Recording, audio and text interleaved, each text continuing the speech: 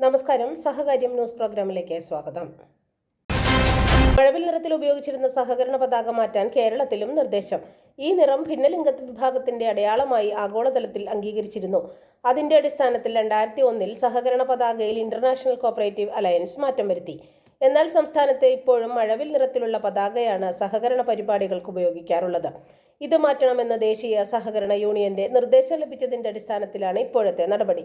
Plum നിറത്തിന്റെ പശ്ചാത്തലത്തിൽ international cooperative അലയൻസിന്റെ logo വെള്ള നിറത്തിൽ ഉപയോഗിച്ചിട്ടുള്ളതാണ് പുതിയ പതാക.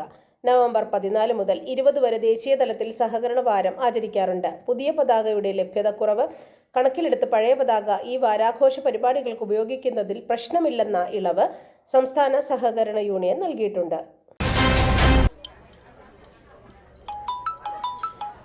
ഹായ് ഡാർലിംഗ്, പറയൂ. ഇപ്പൊ ഇല്ല മറന്നിട്ടില്ല, എന്റെ അടുത്ത് തന്നെ ഉണ്ട്. അപ്പൊ പറഞ്ഞ പോലെ. ഓക്കെ.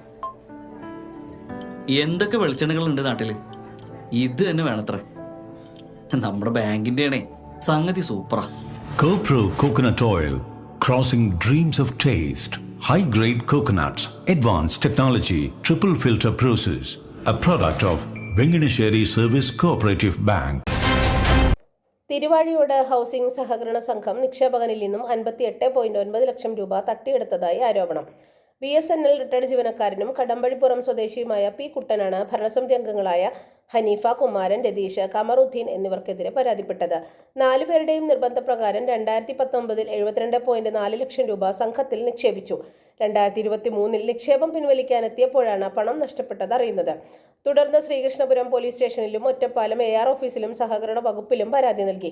ഇതിന്റെ അടിസ്ഥാനത്തിൽ തുക തിരിച്ചു നൽകുമെന്ന വ്യവസ്ഥയുണ്ടായെങ്കിലും ഇനിയും 58.9 ലക്ഷം രൂപ ലഭിക്കാനുണ്ട്. പ്രതികൾക്കെതിരെ നടപടിയെടുക്കണമെന്നും അല്ലെങ്കിൽ ഹൈക്കോടതിയെ സമീപിക്കുമെന്നും കുട്ടൻ വാർത്താസമ്മേളനത്തിൽ പറഞ്ഞു. സഹകരണ മേഖലയിൽ കയ്യൊപ്പു ചാർത്തി ജനങ്ങളുടെ bank people's urban cooperative bank. നിരവധി പുരസ്കാരങ്ങൾ. ജനപ്രിയ ബാങ്കിംഗ്.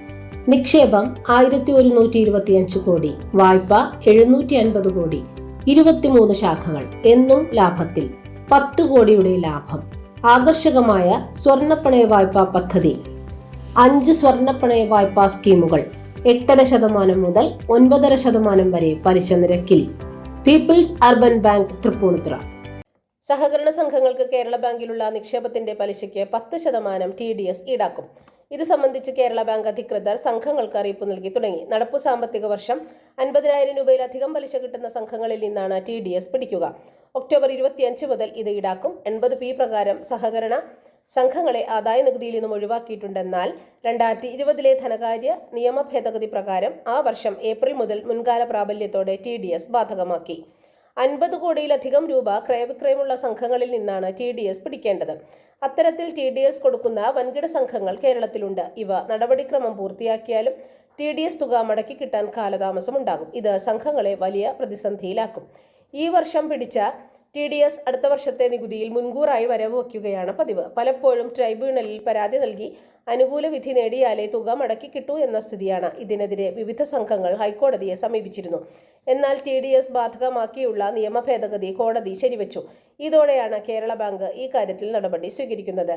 കേന്ദ്ര പ്രത്യക്ഷ നികുതി ബോർഡിന്റെ 19/2015 സർക്കുലർ പ്രകാരം സഹകരണ സംഘങ്ങളുടെ നിക്ഷേപത്തിന്റെ പലിശയ്ക്ക് നികുതി ഇല്ലാതായിരുന്നു.